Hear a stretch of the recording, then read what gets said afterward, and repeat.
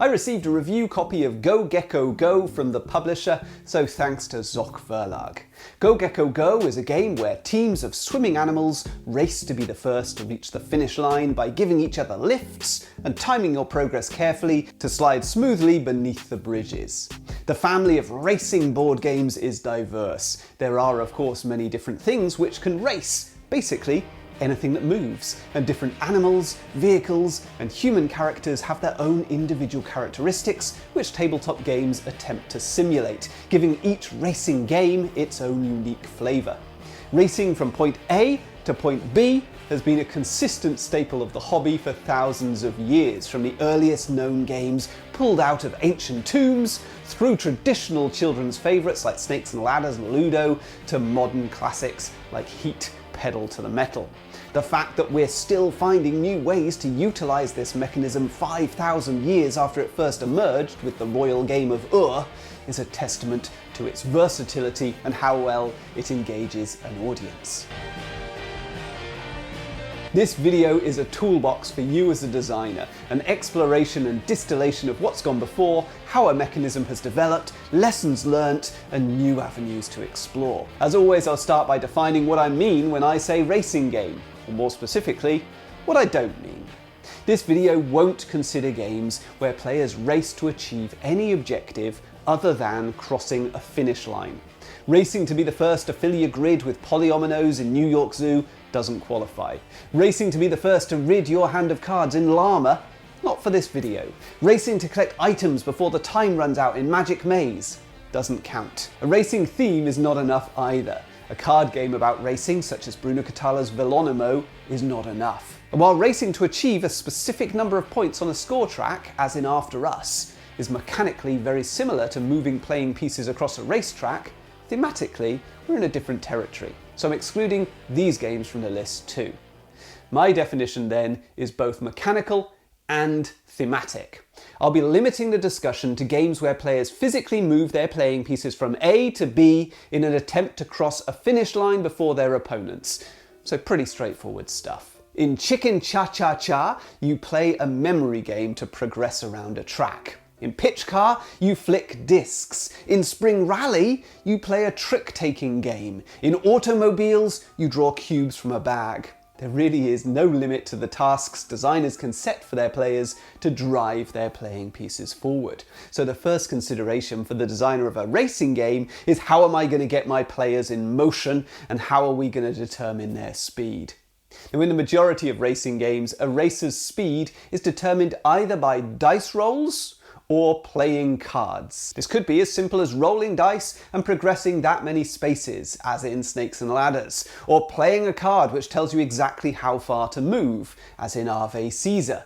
But modern games tend to give players a few more choices to consider. So in Go Gecko Go, on your turn, you either slide a new tile into your swimming lane, advancing all the animals on the track, or roll 3 dice and advance an animal which matches one of the results. And Sunshine will push animals forwards out of the shade, and Lightning moves you forward to the space before your next animal. In Thunder Road Vendetta, you roll 4 movement dice at the start of a round, and on each turn assign a die to one of your vehicles, gaining as many moves as shown on the die.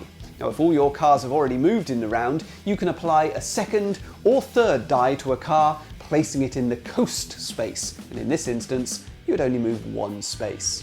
Some race games combine card play with dice rolling, so in BMX Rally Burners, you have a hand of 4 race cards, and on your turn, you choose 1 card to determine how far you move. Most cards have fixed movement, but some require you to throw a die and move as many spaces as the die result dictates. The wheelie spaces are special. When you move away from these spaces, instead of playing a card, you roll 2d6 and you move the number rolled. In Jamaica, you roll 2 dice and select a card from your hand. And each card has 2 actions on it, and you assign each of the dice to one of the actions. Some of these actions allow the player to gather resources, some allow the player to move, and in both cases, the action is carried out to a strength determined by the die result. Card play can provide a more substantial decision space for the players and make a game feel more strategic. So cycling game Flamme Rouge has a very simple rule set. On your turn, you simply play a card from your hand and move that many spaces. but your position on the track in relation to the other cyclists is the most significant thing to consider. So it's not always wise to play your highest card. The game is all about biding your time and looking for the right opportunity to push ahead. In the quest for El Dorado, players are explorers racing across landscapes and gathering treasures. The game is powered by deck building. That is to say, each player has their own personal deck of cards, which will be improved and recycled multiple times throughout the game.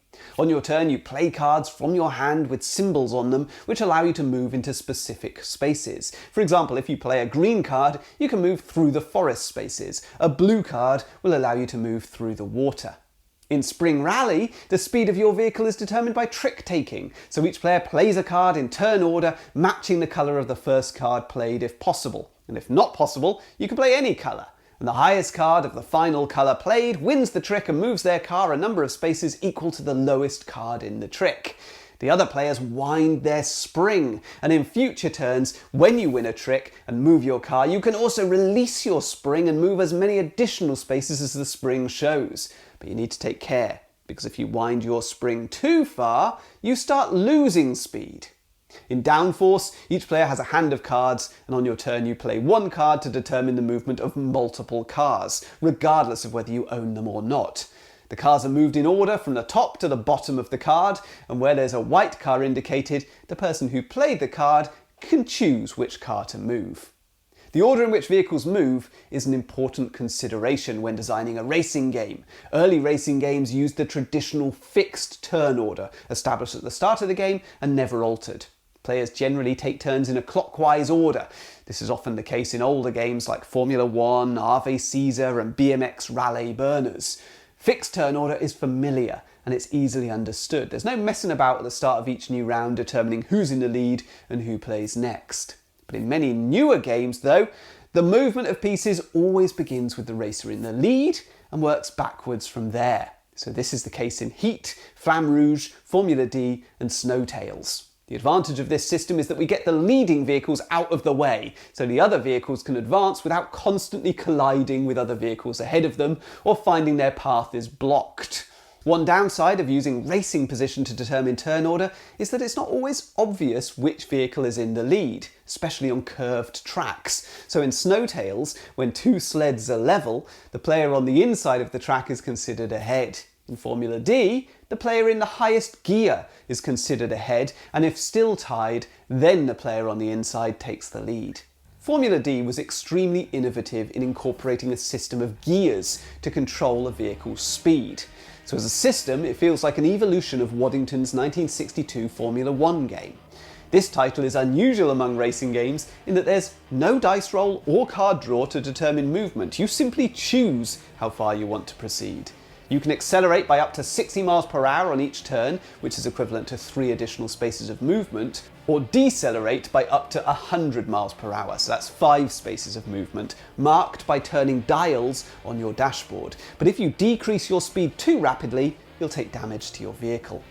In Formula D, you have a similar dashboard, where you can decide your speed at the start of each turn, and you can go up or down one gear, or skip gears and take damage to your vehicle. But unlike in Formula 1, in Formula D, each gear only determines a range of possible movement. So in first gear, you roll a 4-sided die with a possible move of 1 or 2 spaces. In third gear, you'll be rolling an 8-sided die and moving between 4 and 8 spaces. And by the time you're in 6th gear, you'll be rolling a 30-sided die, moving between 21 and 30 spaces, and hurtling around the track.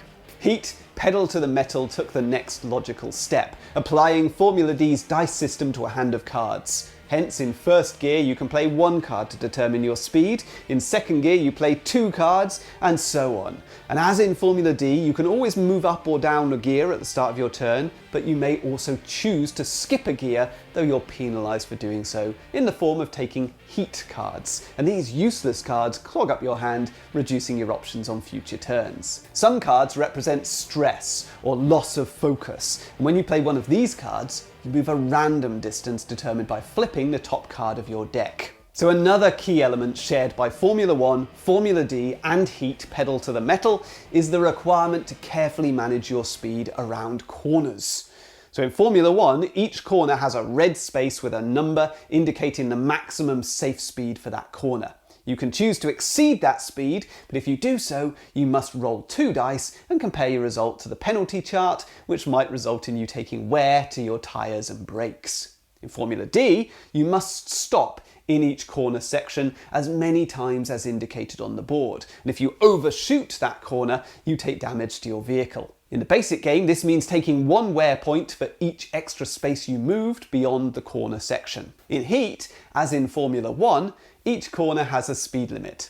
If you pass the corner at a higher speed, you take a number of Heat cards into your hand equal to the number by which you exceeded the speed limit. In the dog sled racing game Snowtails, each corner has a maximum speed, and if you go over this, you take dent cards which can never be played. Similar to Heat cards in Days of Wonder's game, dent cards in Snowtails essentially reduce your hand size and hence your available options on later turns. Incorporating speed limits like those seen in Snowtails, Formula D, Heat and Formula 1 tends to create a dynamic race, with the pack of vehicles spreading out and then contracting back together again. Preparing for the speed limits and timing your entry into corners provides some of the key strategic choices in the game. So in order to move in Snowtails, you must play 1 to 3 identical cards from a hand of cards on your turn, assigning 1 card to determine the speed of your left dog, and 1 card to determine the speed of your right dog,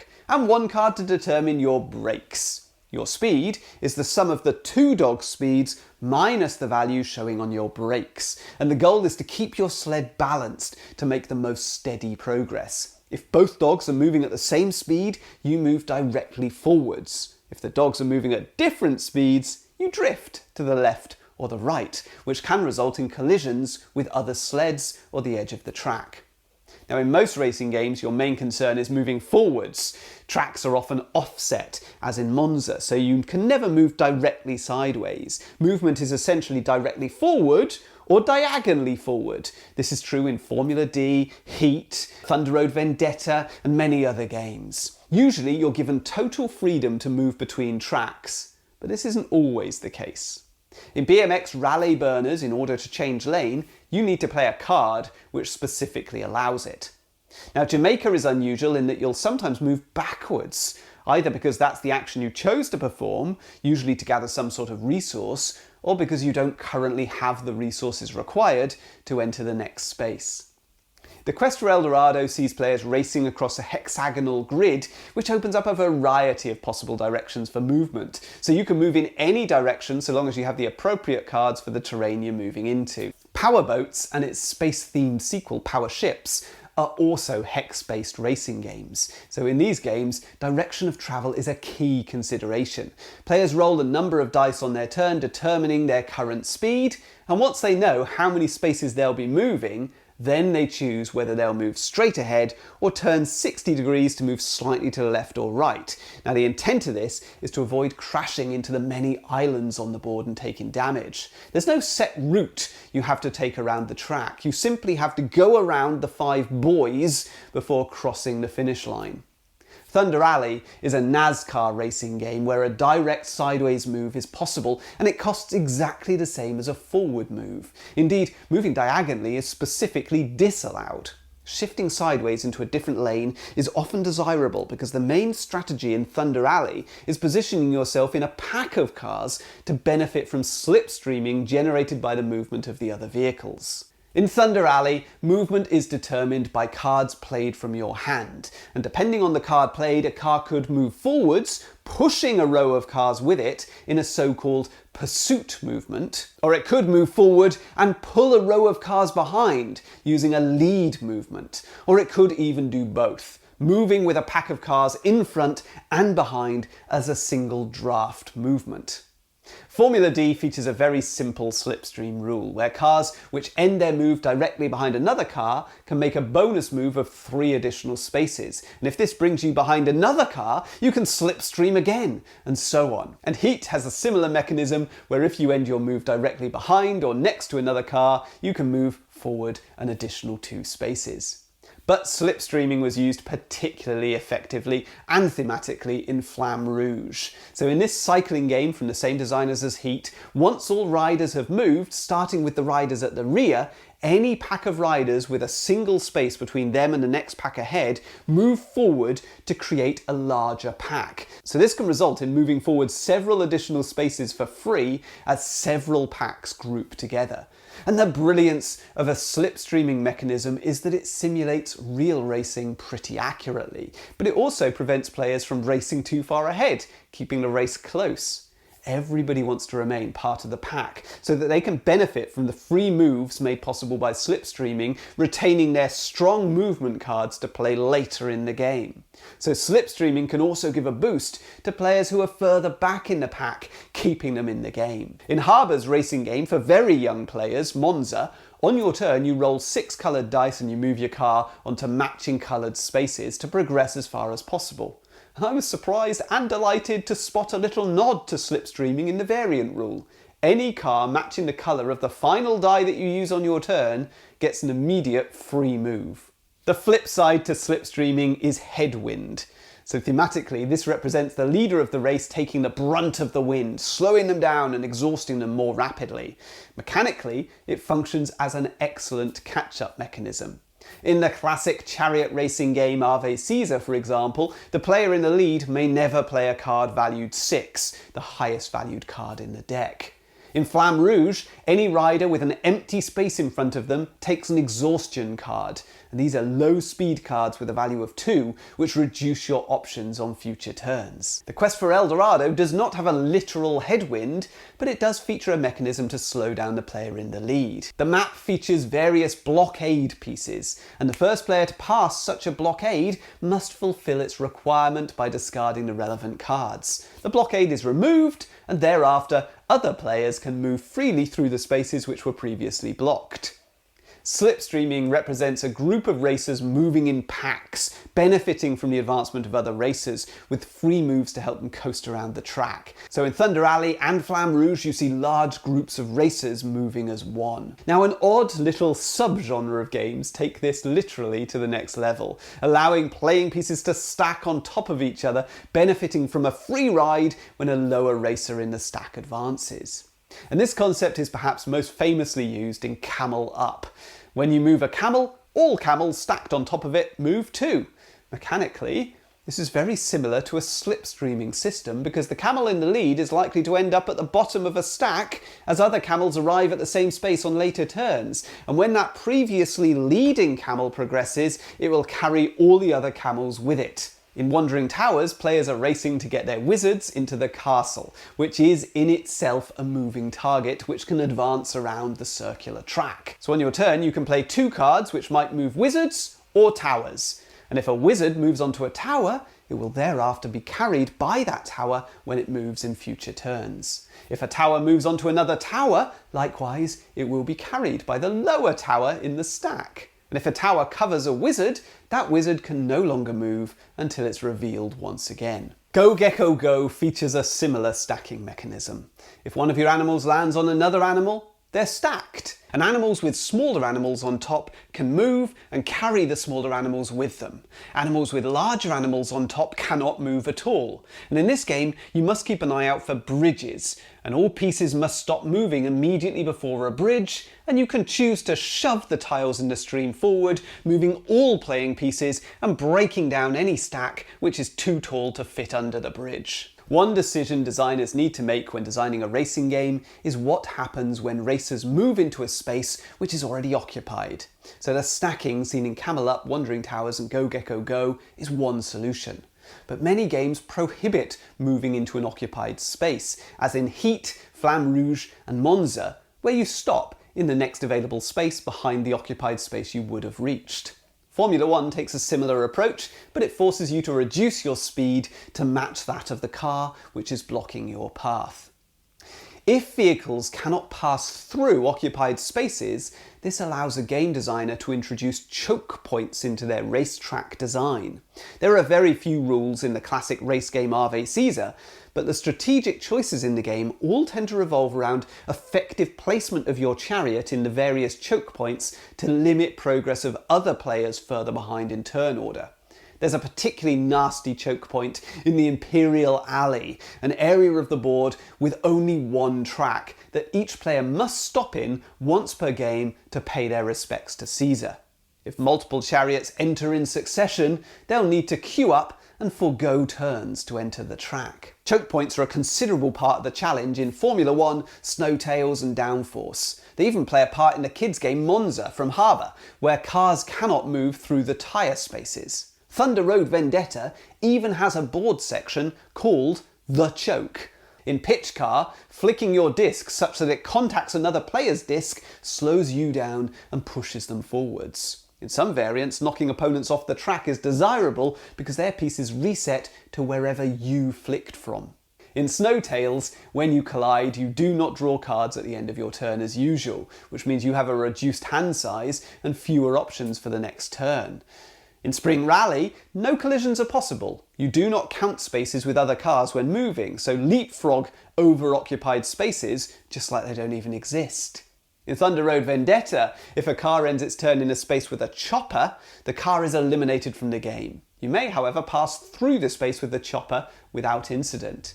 If a car enters a space with another car, it slams it. The slamming car is stacked on top and all remaining moves are lost. The slam and direction dice are rolled and the result determines which car moves out of the way and in what direction. The owner of the larger vehicle may ask for a single re-roll of the dice, and the affected vehicle is moved one space in the direction shown on the dice.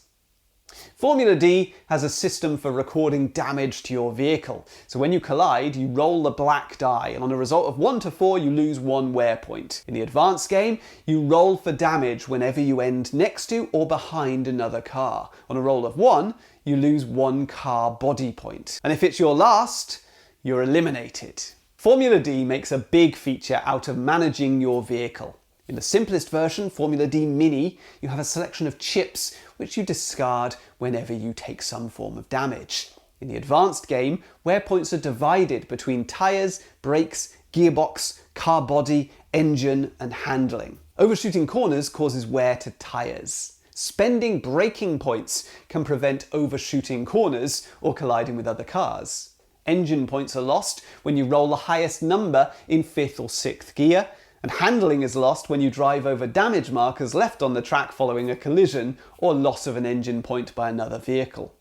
This feels like an evolution of the system used in the much older Formula 1 game, where each player has their own individual dashboard with dials, and there are 2 areas which can be worn: tyres and brakes, and when they're in a danger zone, speed and braking are restricted. Heat pedal to the metal is focused around managing the temperature of your engine. Adding heat cards to your hand allows you to do beneficial things like skip gears or speed around corners, but they also clog up your hand, because once acquired, you can't do much with them. Driving in a low gear or hanging at the back of the pack allows you to cool down and rid heat cards from your hand. In Thunder Road Vendetta, management of each individual vehicle is pretty limited, but players are instead asked to manage a group of vehicles, 3 cars of variable sizes and 1 chopper.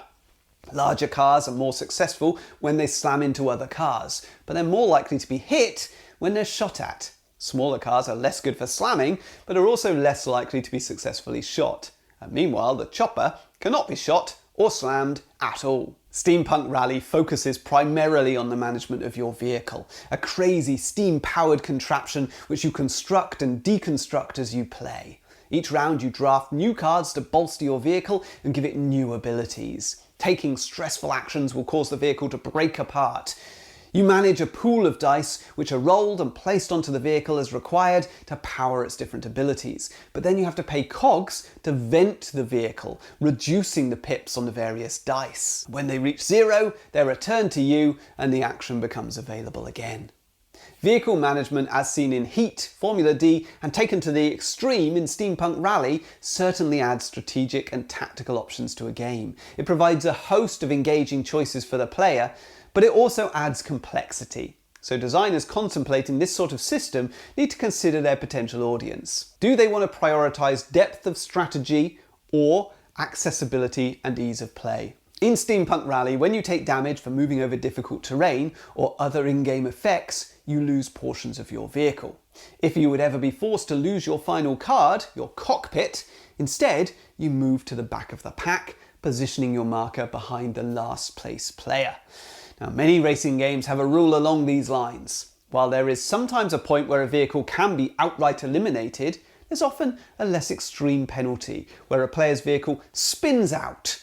A setback for sure, but maybe recoverable. In Formula 1, when you're forced to brake and you do not have the brake wear points to do so, or you take a corner at dangerous speed and then roll badly against the penalty table, you spin out. You place your car alongside the track and you restart on your next turn at reduced speed. In Heat, when you speed through a corner but you don't have enough heat cards left in your engine, you spin out. Your car is moved back to a space before the corner. And in Thunder Road Vendetta, when a car takes its second damage token, it becomes inoperable. It essentially spins out. It's turned backwards and it cannot move, shoot, or take additional damage. It can, however, be repaired and returned to the race by placing a die showing a 6 on the repair section of your command board. In Formula D, when you spin out due to overshooting a corner when you're out of tyre wear points, on your next turn you move back to first gear. Of course, you're still out of tyre points, so you could spin out again if you don't drive carefully, but you're not out of the race. So how do you repair these damaged vehicles and make them competitive once more? Well, this is where pit stops come in. In Formula 1, you can move into the relevant pit stop as if it was any other space. Then you draw a card from the pit deck, which randomly allocates you a starting speed and may cause you to miss a turn while the pit changes take effect. When you leave the pits, your tyre and brake wear points are all returned to 0. In Formula D, moving into the pits allows you to regain all wear points, or tyre points in the advanced rules. You then exit in gear 1 to 4 on your next turn. Total player elimination is fairly rare in the racing genre, even among older games, but it does feature in some, and it's brutal. In Snowtails, if a player is required to draw a 5th dent card because of collisions with other sleds, hazards, or the sides of the track, they're eliminated from the race. In the advanced version of Formula D, cars are eliminated if they lose their last body, engine, or handling wear point. And in Thunder Road Vendetta, vehicles can be eliminated if they're left behind the pack. In this game, there are always 3 tiles in play representing the track. So when a player advances off the front tile, the back tile is removed and a new tile is placed at the front. And if your vehicle's on that back tile when it's removed, your vehicle's eliminated. You can also be wiped out by being forced off the side of the road or ending your turn in the same space as a chopper. Now, if all of one player's cars are inoperable or eliminated, then they're out of the game.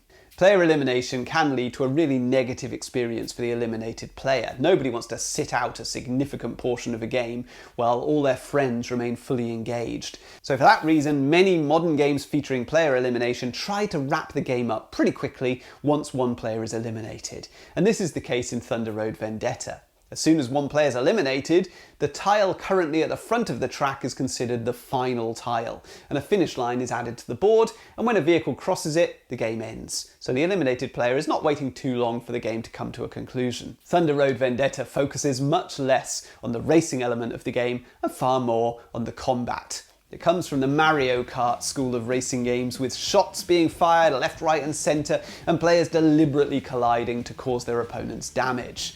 Now, this isn't unique to Thunder Road. A similar approach is used in Russian Crush, Russian Bash, and Wacky Races. In BMX Rally Burners, some cards cause a rival bike to fall off the track. They miss a turn and start again from the same space. In Dodos Riding Dinos, players physically throw components at the racers to inflict damage. In Thunder Road Vendetta, at the end of your turn, you can shoot at any car directly in front of one of your own. You roll the shooting die and see if you hit.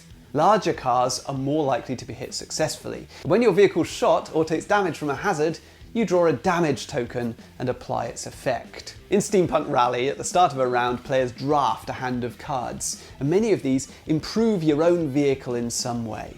But among the cards, there are several attack cards, such as the Disintegrator Ray, which can be played to directly target other players, causing them damage and potentially leading to them losing parts of their vehicle. In Jamaica, if you move your ship onto the same space as another ship, a battle ensues. The attacker assigns gunpowder tokens and then rolls the combat die and adds the number of tokens to the result. The defender does the same. The victor steals a token or treasure from the loser, or gives them a negative scoring cursed treasure card. Racing games lend themselves to a high degree of player interaction. Individual playing pieces are manoeuvring around a physical playing space, often with very tight sections where pieces are very likely to collide, overtake, or sit immediately adjacent to each other. So it seems natural that conflict would occur, just as you would expect in any fantastical setting. It adds a bit of tension and it raises the stakes. In most of the examples given so far, each player controls a single vehicle or a group of vehicles which is theirs and theirs alone. The vehicle represents their in-game avatar, but there's a whole subgenre of racing games where this is not the case and nobody owns a specific vehicle. Instead, players are one step removed, observing and manipulating a race and attempting to engineer a specific outcome. In Camel Up, nobody owns any of the racing camels. On your turn, you can choose to back a certain camel by taking a betting tile of that colour, or move a random camel by releasing a die from the pyramid shaker. Your bets can either be made for the current leg of the race or the overall winner or loser, and a leg ends when the last of the 5 dice is released from the pyramid. If betting for the overall winner or loser, you place a card face down on the appropriate betting space, and in both cases betting for the leg or the entire race, placing your bets early generates greater rewards, assuming you were correct, of course. In Downforce, an auction takes place at the start of the game with players bidding to take ownership of a specific vehicle, but players also place bets throughout the game regarding the overall winner. The board features lines at various points on the track, and when these are crossed, all players place a bet. And at the end of the game, players earn money for the final position of their own car and any others that they bet on during the race.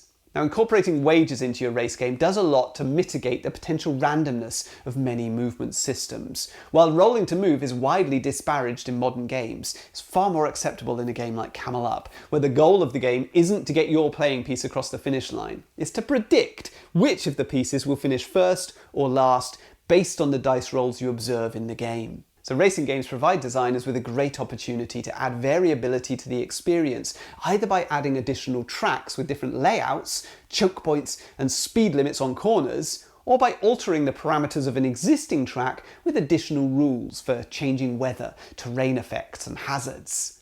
Ave Caesar features a double-sided board, and for each side there are 2 different track layouts depending on which sections of the track you use. To add to this, on any of the tracks you can race clockwise or anti-clockwise, resulting in 8 different possible tracks with variable choke points. It's a very efficient package. Formula D features a double-sided board, and there are many expansion boards available. Heat comes with 2 double-sided boards in the box, and with the enormous success of the game, many expansions are likely. So many racing games feature modular tracks, which creates massive variety depending on your chosen layout. This is the case in Snowtails, Thunder Road Vendetta, and Steampunk Rally. But it's a particularly important part of the game Pitch Car, where each expansion is a new piece of track representing more and more extreme dexterity challenges. Jumps, ramps, loops and cross tracks all add variety to the basic flicking game. In Formula D, players can choose to use weather conditions which might alter the rules slightly. So in the rain, a collision happens when you roll a 1 or a 2 instead of a 1 in good weather.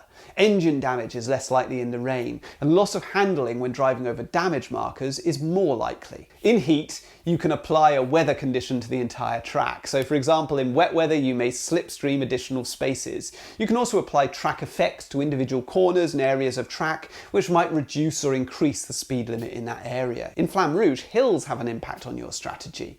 On an ascent, speed is capped at 5 even if you play higher, and slipstreaming cannot occur. On the descent, Cards are valued at a minimum of 5 regardless of their value. In Spring Rally, if you land on a blue downhill space, you slide forward to the first space after the blue section. And if you land on a red uphill space, you slide backwards to the first space before the red section.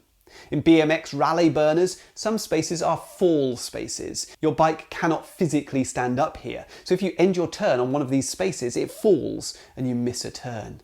In Thunder Road Vendetta, tokens are placed face down on the red spaces of the board at the start of the game, and driving off-road is the default. Each space costs 1 move to enter.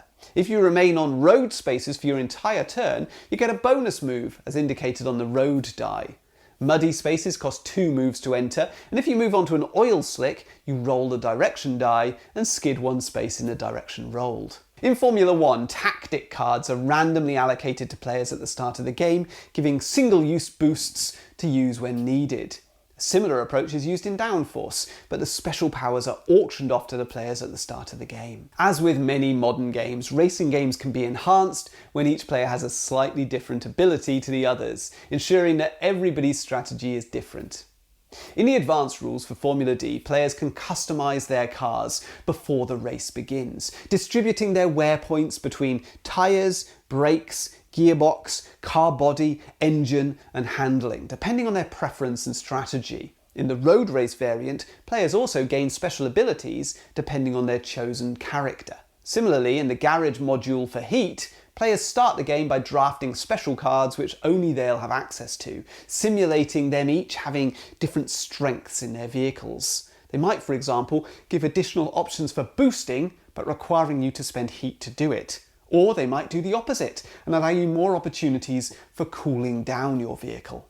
And we've crossed the finish line. 10 mechanisms frequently used in racing games, and excuse the pun, but we've covered a lot of ground there. So let's summarise. If you're designing a racing game, here's some things you're going to want to think about. Who do the players represent? Are they the racers themselves, competing to be first across the finish line? Or are they observers, gambling on the final outcome of the race? Does each player control one racer or multiple? Where's the focus of the game? Is it on the racing, jockeying for position, strategically blocking choke points? Is it on the management of your vehicle, preventing damage, cooling down, venting and pushing the vehicle to its limit when the need arises? Or is it on the combat, targeting your opponents and inflicting damage? How interactive do you want your game to be? Are players focused on their own goals, unable to affect each other much at all? Can players occupy the same space or pass through other racers freely? Or do racers block the progress of their opponents? Do they ever come into direct contact, colliding, blocking and laying traps for each other, or competing for the best cards in a pre-game auction, or bidding for turn order? Will the game feature positive interaction, allowing players to benefit from the moves of other racers through slipstreaming, or stacking, or leapfrogging spaces? How do you want turn order to work? Is it fixed, creating lots of opportunities for choke points and blocking? Or is it dependent on the positions of the racers on the track, getting the leading players out the way first so the trailing players have room to progress? How do players determine their speed? Do they roll dice, play cards, flick pieces, or simply choose how fast they want to move? What limits players going at high speed at all times? Do they need to use different gears to control their speed? Are there sections of the track where they need to slow down? Can players change direction freely, or is this an additional aspect which players need to consider on their turn? Do different track sections have different effects on gameplay? Hills to slow racers down, weather conditions which speed players up, hazards and difficult terrain. How modular is your game? How are you going to vary the experience from one session to the next? Could you produce multiple tracks? Could your racers be asymmetric, giving each player different powers and limitations? And what happens if a racer takes damage? Can they be knocked out of the race? Is this a permanent elimination, or do they spin out, a minor setback which is recoverable? Can they make a pit stop to repair their vehicle? And of course, the most important decision for the designer is how can you do something different to what has gone before, either thematically or mechanically. Mix up these well-utilised mechanisms into a unique new concoction, or turn one on its head, subverting the expectations of experienced players. Could you even come up with something totally new? If you enjoyed this video, you might like one of the many other videos like it on this channel covering a huge number of different mechanisms and game genres, and these videos would be a great place to start.